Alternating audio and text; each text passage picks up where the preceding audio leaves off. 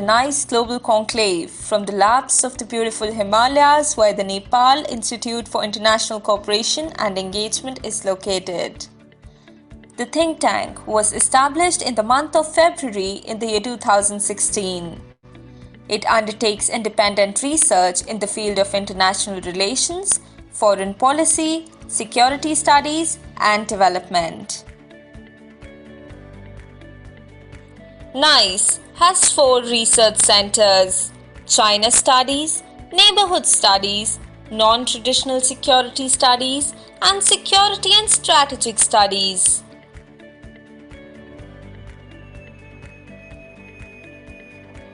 The institute focuses on 8 research topics: climate change and energy, global governance, sustainable development and smart cities, refugee and migration, China's Belt and Road Initiative, border and transboundary water politics, Indo-Pacific affairs, disaster management, and international economy and development.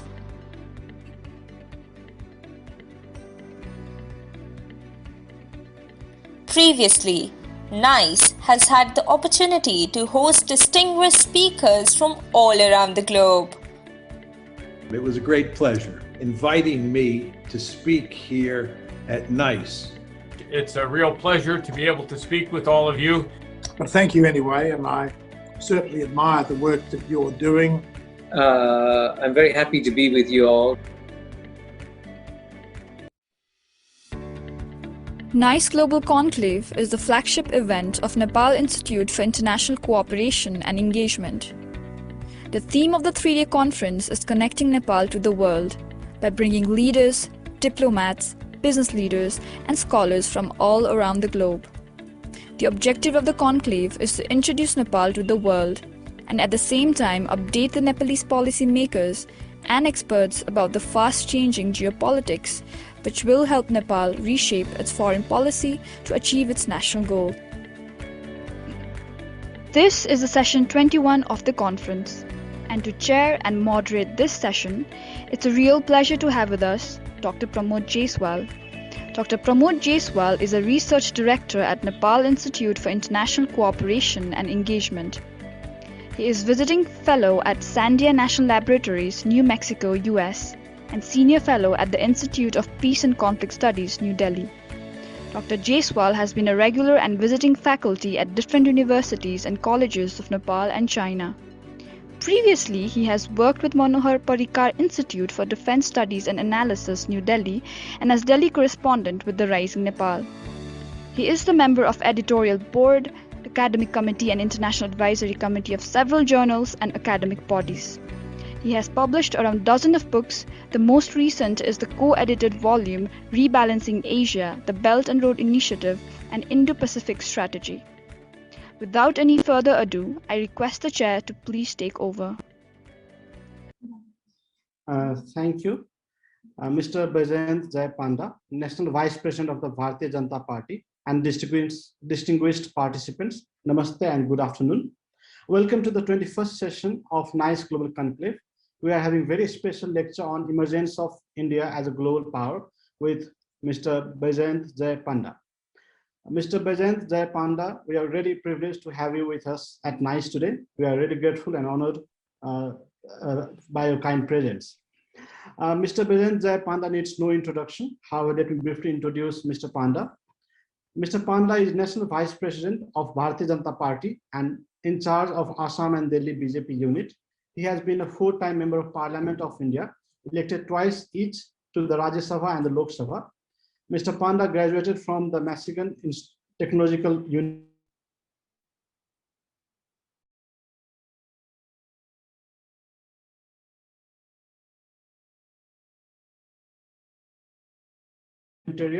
from its founding in 2001 and was its chairman for 15 years. He was awarded the Bharat Asmita National Award for Best Parliamentary Practices by the Honorable Chief Justice of India in 2008. Since its inception in 2007, he has been associated with the Citizens Alliance Against Malnutrition, an advocacy group including many parliamentarians across parties, civil societies, activists, and non-governmental organizations. Bollywood actors, and celebrities. He has also authored a book, Lieutenant's Maverick. Mr. Panda, the program is streaming live on Facebook, and we'd like to request all our participants to share the video link on their social media so that maximum can benefit from this discussion. We'd also like to request our participants to drop their questions in the Zoom chat or on the Facebook Live. Mr. Panda, you have around 20 to 25 minutes, maximum 30 minutes to make your presentation, which will be followed by question and answers. Over to you, sir. Thank you, Dr. Jaiswal. Before I start, I had a blip in the middle. I just want to make sure you can see me and hear me. So we can hear you, but we can't see you. Oh. It's a blank screen. Yes, now it's. Is this better? Yes. Yeah, I think there was some problem with the camera. Well, first of all, thank you.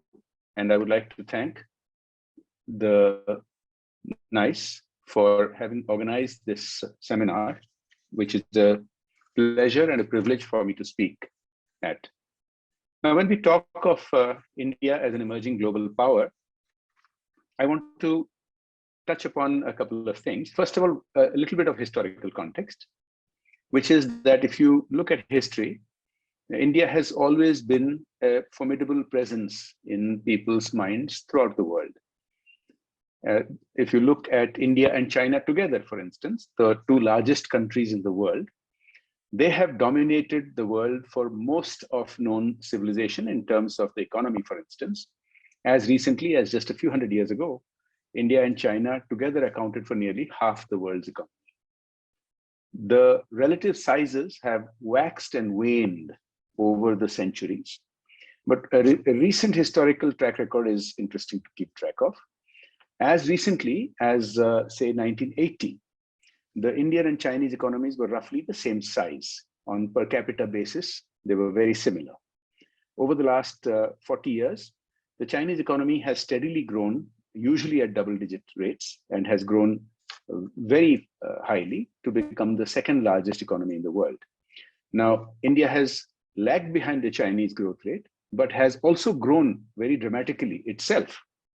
And in the last several years, in several quarters, India's growth rate has ranked as the fastest growing large economy in the world on many occasions. Now, this is a background context. The other thing I want to say is that we've been here before. India has been liberalizing its economy for 30 years, and we've seen ups and downs, which is normal in a democratic nation because it takes time to build consensus and keep policy decisions going forward. This is true of other democracies as well. The one thing I want to distinguish is, in an earlier cycle, about 15 years ago, when India was once earlier the cynosure of world eyes in terms of a global investment destination and in terms of an emerging economic powerhouse, there was a certain hubris in India, as if India is destined to be a certain global economic superpower. Now, the reality is, destiny is what you make of it. And although there are many factors that go in favor of India, such as its size, its population, its demographics, we have a very large section of the population which is working age, and of course we have democracy. Now, this time around, as India comes back into the cynosure of the world's eyes, there is clearly a difference in the sense that India is aware that rather than get caught up in hubris, it has to make the most of the opportunity that is afforded to us. So many commentators around the globe have talked about India becoming an emerging global power. Even as recently as this year, the new US President, Joe Biden, has said, the US, and I quote, "The US welcomes India's emergence as a leading global power and its role as a net security provider in the region." Now, this is similar to many comments made on both economic and geopolitical forums for many years now. If you look at the situation where India is poised today, we faced some challenges in the last 2 years that are common to all nations around the world. The last year and a half has been a particular challenge because of the coronavirus pandemic. which has hit the economy, which has hit jobs, as it has all over the world. Before that, we had a period of a little more than a year when most of the global economy took a hit in terms of growth rates, as did India's, but India still remained above the average during that period. So if you take decadal averages, you go from the 1950s and 60s of having very slow growth rate, which was derisively called the Hindu rate of growth of 3 to 3.5%, to gradually coming up into the 5% range, 6% range, 7% range. And every decade on decade, India has continued to improve, especially in the last 30 years due to economic liberalization. And particularly under Prime Minister Modi, lots of big decisions which had been pending have been finally implemented. So I will just use one example, but I can literally use a dozen or more, which is the goods and services tax. Now, the goods and services tax, for the first time, unifies the Indian market as one market.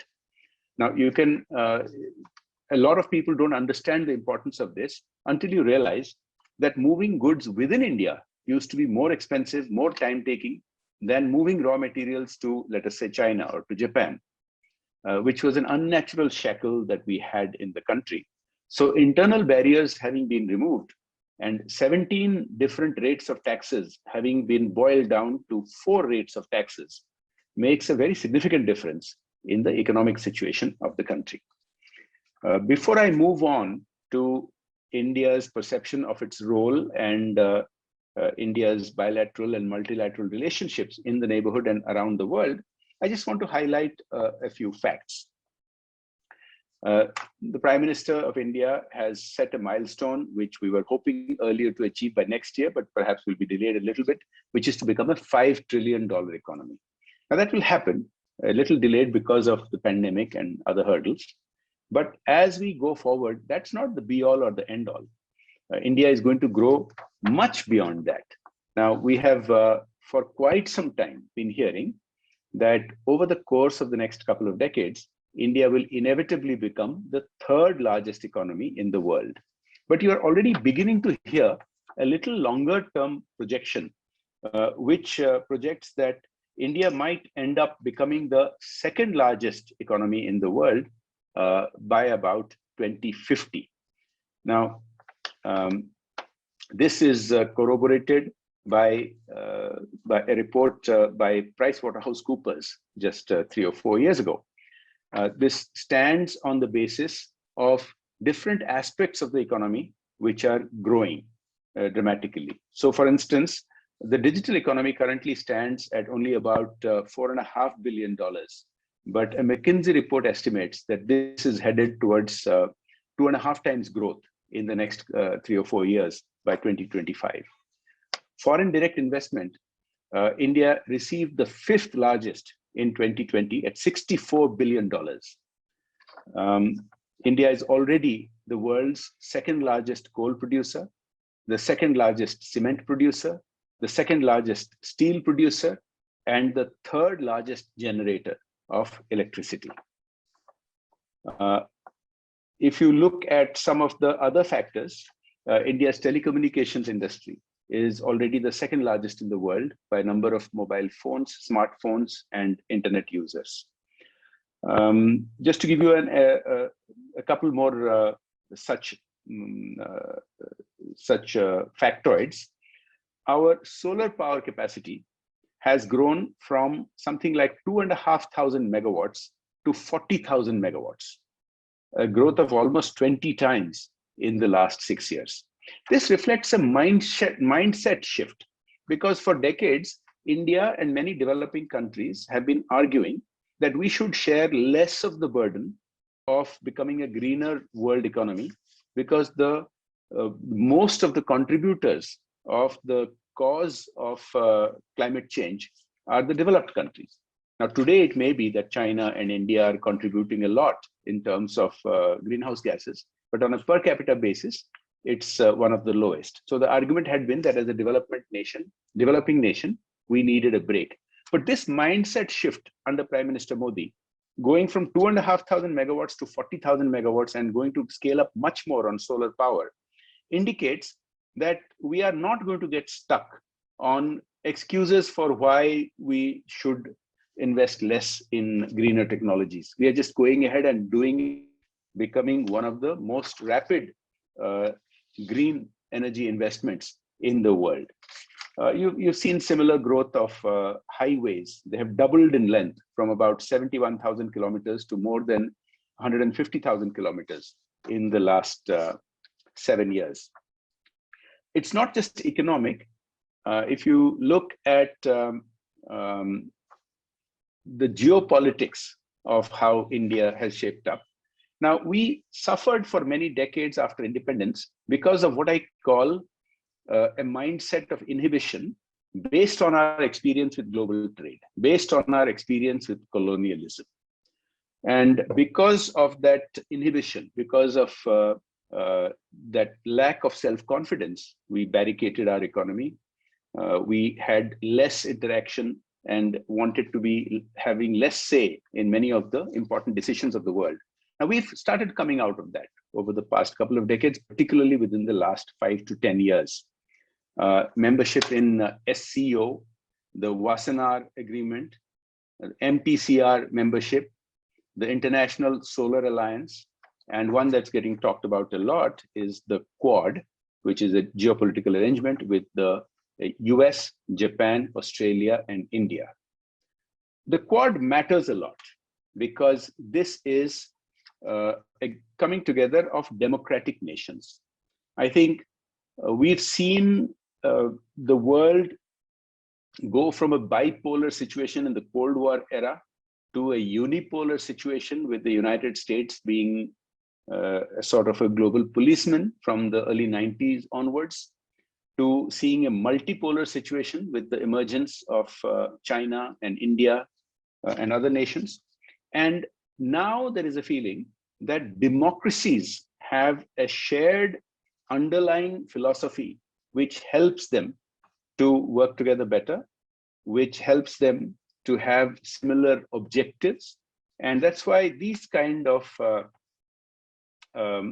arrangements are beginning to have an importance, because democracies naturally favor more rules-based functioning. And that has not always been the case with other emerging superpowers. You have seen many nations have issues with the way China, which has benefited from these rules, which has benefited from WTO membership, which has benefited from the free flow of trade and movement of ships, has now taken a different stand once it itself is the world's second largest economy. So these are some of the changes that are beginning to happen. And in terms of related to geopolitics, in terms of security arrangements, India has also started shedding its inhibitions, its diffidence, both on the economic front and the geopolitical front. I call this a transition from diffidence to confidence. So in terms of security arrangements, the LEMOA Pact with the US, the MLSA with France and Australia, the Military Logistics Pact with South Korea and Russia, and another one, the ACSA with Japan, are examples. India is still a developing nation, and it is knocking on the doors of middle income status. So let's not forget that this is not a destination, this is a journey. But even as India starts transitioning into middle income status, it has also started taking an interest in geopolitical matters, as I was mentioning, but also an interest in fostering relationships around the world in a belief that we must all work together. So just to cite some statistics, India's investment in developing nations around the world was $46 billion in 2019. And this is as per UNCTAD. And this is a growing figure. In the year 2010, India's investments in developing countries was 40 billion, and it has continued to keep on growing. The Indian government itself allocates nearly $1.5 billion every year, about 0.3% of the overall budget, solely for India's foreign aid program. So this is a transition that is in the middle of happening, where India has been transitioning from being solely an aid receiving country, which, when I was growing up in the 1970s, that was the picture one had of India. But over recent years, India has started helping other nations who are facing natural calamities, or in helping in building their infrastructure, helping build their democratic structures. And so this is part and parcel of that transition.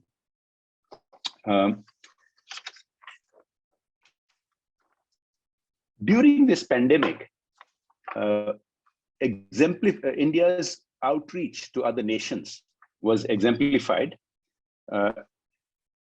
During this pandemic, India has offered assistance to more than 150 countries to fight the COVID-19 pandemic. It is helped by the fact that India is the world's largest manufacturer of generic drugs. And India's pharmaceutical sector fulfills about 50% of the global demand for vaccines. Just to give you one example, the Global Alliance for Vaccine and Immunizations, Gavi, which is one of the leading players in our fights against pandemics and other kinds of diseases, recently stated that 60% of the vaccines that Gavi purchases are manufactured in India. It's not just low-cost generic drugs manufacturing and vaccine manufacturing where India has such a lead, but what is important is that India has also started developing the capacity of developing new drugs. So of the 3 vaccines that have so far been approved in India, one was purely indigenously developed. One was the Oxford variant, and another one is the Russian vaccine that has been approved in India. I want to, as I come to the last phase of my presentation, I want to talk about India's views and efforts to reach out to its neighbors, especially its near neighbors. Now, for long, India has had a philosophy called Look East. And in recent years, that has been translated into the Act East policy, where we have gone ahead and entered into bilateral trade agreements with several Asian nations. And under Prime Minister Modi's leadership, a neglected part of India's policy started getting special attention, which is that we must have good relations with our immediate neighbors. We've had good relations, but the view that we can do better is something that is clearly enunciated by Prime Minister Modi. So if you look at both symbolic gestures as well as very meaningful policy steps, this is something that the government of India under Prime Minister Modi has very deliberately started doing. Starting from his first oath-taking as Prime Minister 7 years ago, when he reached out to the leaders of the SAARC countries to invite them and to have them attend, was a clear signal about where his priorities lay. And during his second swearing in as Prime Minister in 2019, he reached out to the BIMSTEC country leaders on our in the Bay of Bengal region. So this indicates the mindset. Now, if we come to, for example, Nepal, with which India has long historical and cultural ties, not to mention trade and other relationships. So India is the largest trading partner of Nepal, and the total bilateral trade has reached 58,000 crore rupees, which is a significant sum.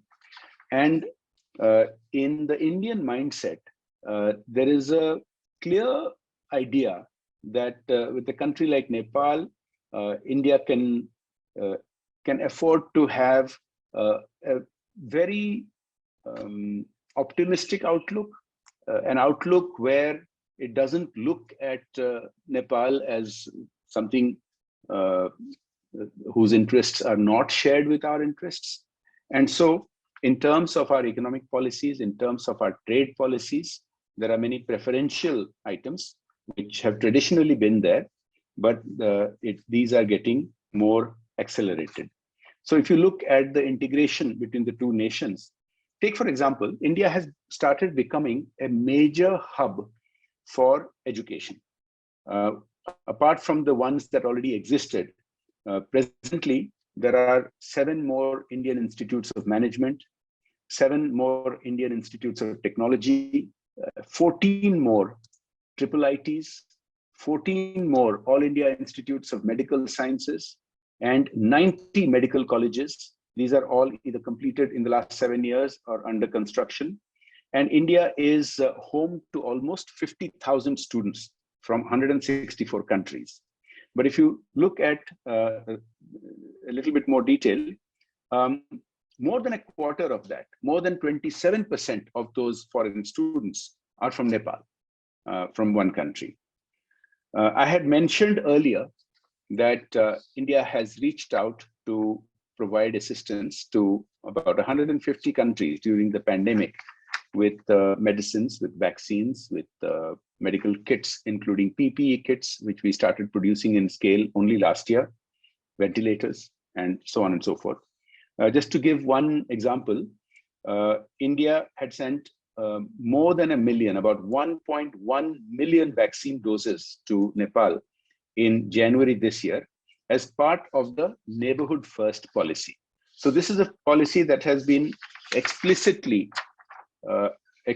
defined by Prime Minister Modi, that any aspect of our foreign policy has to begin with our immediate neighborhood. So the hubris which may have existed 15 years ago, where a lot of back offices from around the world were setting up in India, and some people may have had the mindset that with fiber optic connections, we are connected to the rest of the world. But it's very clear that we may have fiber optic connections to the rest of the world. And today we are having fiber optic connections to hundreds of thousands of villages in rural India, which is transforming India. But we live in a certain geography, and we have relationships with all our neighbors, and particularly with countries like Nepal, with whom there is a long historical and cultural tradition. The prioritization of that has to be raised, and it has been raised. So in coming to the very last part, I would like to cite that there are those that look at the glass as half full or the glass as half empty. A London School of Economics report assesses India's upcoming global power status and puts remarks in both columns. It says that India has formidable achievements in fostering democracy, in growth, and its cultural dynamism, but it mentions that it continues to have developmental challenges. And indeed, that is so, because we still are, as I said, entering middle income status.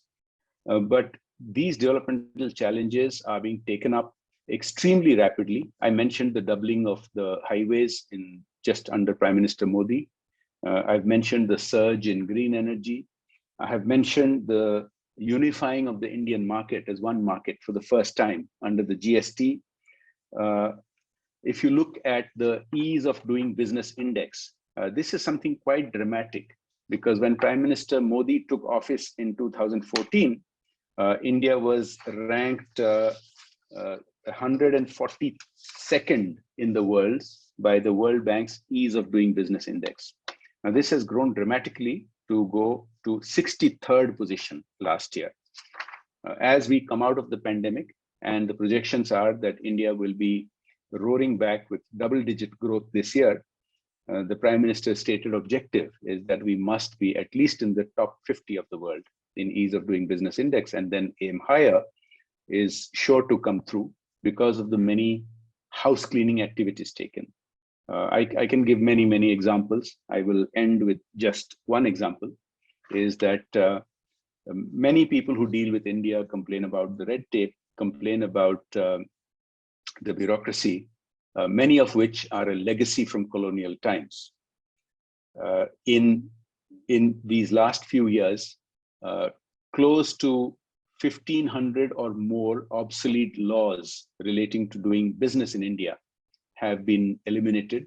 These go back to the mid-19th century that had completely obsolete purposes. And as we shift out of this pandemic, like I was saying, India is set to be a growing economy. It is, as I said, not a destination, it is a journey. But clearly, while we may have some blips along the road, economically, we will keep on growing to very significant status by any estimate.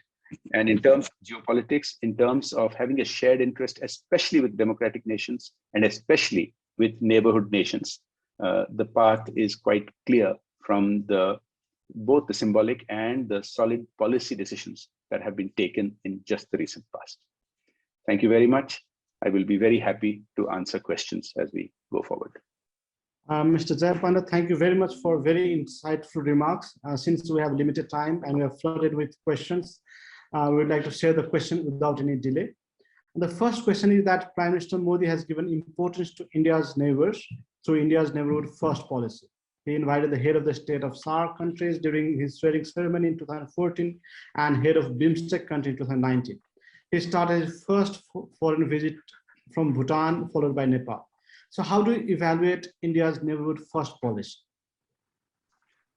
As I was saying, I think there are several aspects to this. First of all, these symbols of the ones that you just mentioned, having SAARC nation heads of government come to India, having BIMSTEC heads of government come to India for our government's installation, and for beginning his foreign visits, Prime Minister Modi going to Bhutan and Nepal first, they're more than symbolic. They send a message loud and clear about our priorities and about the specific policy decisions that I was mentioning, such as reaching out with vaccines, reaching out with medicines, reaching out during natural disasters.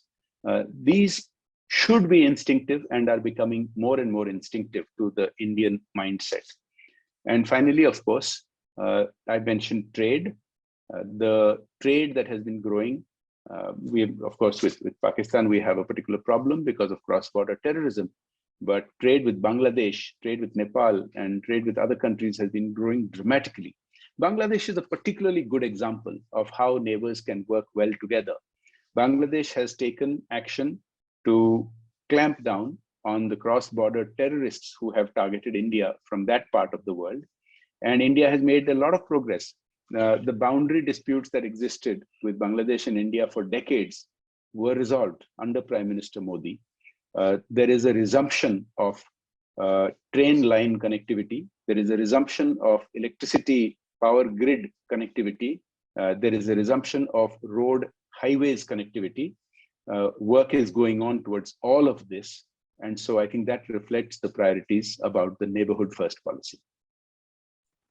Thank you, sir.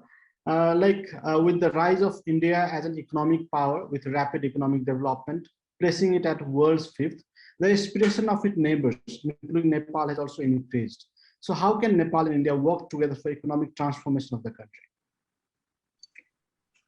I think Nepal and India are natural allies. Like I mentioned in my talk, there are very, very long historical and cultural ties. And even economically, if you look at the modern states of Nepal and the modern states of India, the economic ties are extremely close and growing. It's natural that sometimes over the course of years, there may have been particular disagreements on certain subjects, but that doesn't impact the overall picture that we are natural allies on many fronts. India, of course, has certain concerns. We live in a neighborhood where we face on our western border a particular terrorist threat. I told you that we have resolved most of those problems on our eastern border. These are issues that we expect our neighbors to be sensitive to our concerns. Everybody in the world has seen how India has suffered from externally targeted terrorism. We have made tremendous progress in tackling that ourselves. And of course, we expect friendly nations to recognize our genuine concerns and to work with us. But other than that, we should be increasing the infrastructure connectivity. What is happening with Bangladesh, there are similar things happening with Nepal, but I think we should step it up much more to have much more infrastructure and economic connectivity between India and Nepal. Thank you, sir. You talk about terrorism, and also how can India display its growing role in the global millennium, like contributing effectively to the World Community of Nations in combating international cross-border terrorism and expanding its trade relations with other countries? India has a principled position that that stands firmly against terrorism. Now, there are certain nations who have a policy that sometimes flip-flops on terrorism. Some nations have had a differential view about when terrorism affects them at home and when terrorism affects other countries, especially developing countries. Now, we don't have that viewpoint. We unilaterally condemn terrorism wherever it happens, whether it happens in India, whether it happens in the US or Nepal or Bangladesh. We condemn terrorism unilaterally, universally, without any qualms. Now, beyond that, we have taken many steps. I mentioned about our relationship with the Quad, with the democratic nations of the US, Japan, and Australia to work together. A lot of this achieves common purposes, such as tackling piracy on the high seas, such as tackling interference by other nations in keeping the sea lanes free and accessible. These all are related subjects. We are very clear that in tackling terrorism, there must be absolutely no room given, no quarter given, because all other problems can be settled by negotiation, but not terrorism. So you just mentioned about Quad, and we have received lots of questions on Quad. So let me put one of them, like, how do you look at India's engagement with the United States and Japan, as both of these countries stand together with India on Quad? Great question. So I want to reiterate something that I said earlier, which is that democracies have a fundamental DNA which helps them to have shared interests, which helps them to have a better ability to cooperate and to play in a rules-based world. Now, there may have been difficulties in the past, for example, during the Cold War, because India was in such a low developmental stage that we depended on food aid to prevent starvation. So that was a different era. Today, as I have said, we have transitioned into becoming a pretty significant aid giver to other nations around the world. But it's not just about aid. It's about, other nations must also all play by the rules of the world. You can't have one set of rules as you are benefiting from them. And once you reach a certain size, you can't have a different set of rules preventing free flow of maritime trade, disregarding other nations' sovereignty. So we must have a very clear approach that we must respect each other's sovereignty. We must respect each other's physical boundaries, and yet we can cooperate on economic and geopolitical and security fronts. So recently, as you know, India is regularly invited to G7 summits, although we aren't formally part of G7. Similarly, the multilateral institutions of the world, which were set up in 1940s, they're mismatched with current realities. So there is a call for reform of UN Security Council, not just by India, but by many other nations who support India's position there. So I think you will see more and more increasingly that democracies will have to work closer together, because there is indeed something special about democracies that other nations don't have, irrespective of their economic or military power.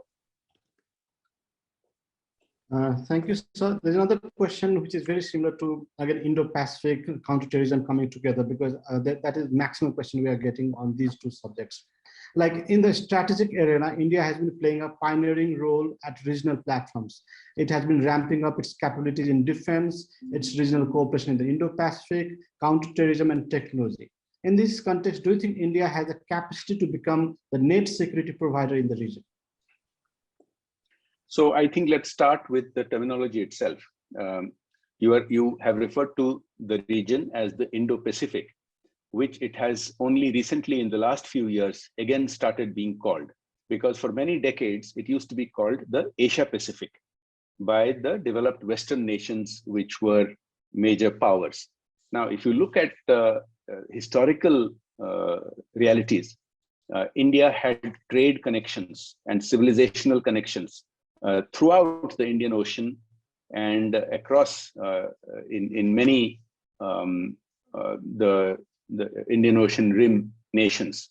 And so this terminology itself of again calling it the Indo-Pacific over the last few years is a recognition that India plays a role, and with its economic emergence and its geopolitical emergence and its increased confidence in dealing with multilateral institutions in a rules-based way, means that India will cooperate with other democracies to help provide security, to help provide a rules-based world in the Indo-Pacific as well as in other parts of the world. Now, as I said, we had a diffidence coming out of colonial rule in the 1940s. And for decades, we had that diffidence about our economy. We had that diffidence about playing a role because of our colonial experience, because of our experience with the East India Company. But we have come out of that. And with increasing confidence, we have this ancient belief in the world, the Committee of Nations, all having common interests. The one point I want to end with on this issue is that in my experience, in my 19 years in Parliament, where I focused a lot on foreign policy, and I have attended literally hundreds of track 2 events with the US, with Japan, with Australia, with China, with even Pakistan, Sri Lanka, Israel. I can tell you that my experience was that with almost no exceptions, with very, very few exceptions, most nations welcome India's emergence. They see India as non-threatening. They see India having a cooperative attitude. They see India wanting to find win-win solutions. And I think increasingly that is becoming evident by our policies. Thank you. So there's one very general question, but still I want to put it at the end of this session. Like, as a rising power, what is India's vision to the world? I think I partly answered this in the last question.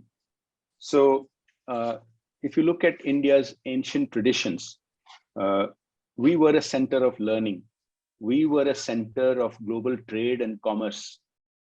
People from the Roman Empire to the Greeks to the Chinese, all to the Mongols, all looked at India as a rich place or as a place to come and get educated. We still have the ruins of many ancient universities. For several centuries, we lost that position and that confidence. And we went through a few hundred years of foreign rule. And now we are rediscovering ourselves. We are rediscovering that much of our ancient ethos has a modern resonance. So this juxtaposition of, for example, yoga today is a global phenomenon. The belief in natural remedies and the belief in practices such as Ayurveda is finding increasing global acceptance in many countries where the healthcare system has gone completely awry. And so in many aspects, if you look at, for example, Bollywood, our music and our cinema has a global influence that is, it's not just limited to the world. The largest diaspora in the world is India. There are something like 18 million Indian citizens who live around the world, not to mention many, many more people of Indian origin in different continents. So, but it's not just that. So I think the vision that we have is a renaissance of India, a renaissance which is the coming together of the best of our traditional values and the best of modern scientific values and the spirit of cooperation and living together. Thank you, sir. Mr. Baijayant, come to the end of the program. Thank you once again for time. It was great learning experience. Our audience has immensely benefited from it. We hope to have you again in Kathmandu when the situation gets normal. We'd also like to thank all our participants for their questions. Have a nice day and thank you. Thank you, sir. Namaste. Thank you. Have a nice day, sir. Namaste.